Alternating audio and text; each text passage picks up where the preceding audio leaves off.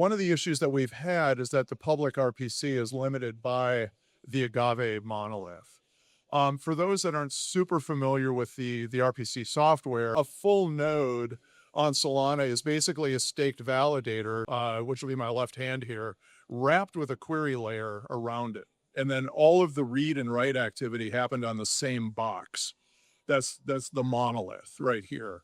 But the minute you started to put a lot of read pressure on the node, like traffic coming in to read data, it could block the validator from writing. So there's a lot of read-write lock contention, which was a serious performance issue. And so with that, the decision was rightly made to break this thing up.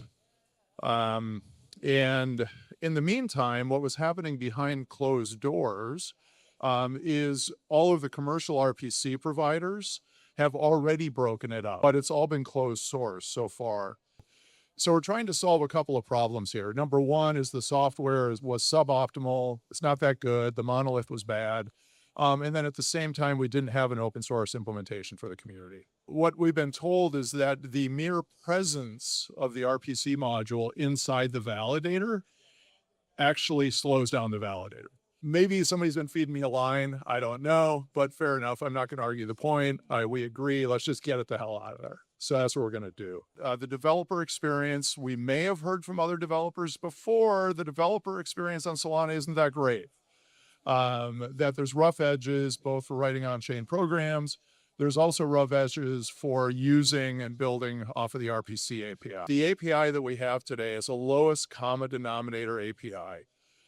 It was written for basically just the basics for the Solana Block Explorer, the original one, the ugly one that only the OGs use. And there's just no creativity there. It's hard. It's hard to do anything special or unique if you're being constrained by that API.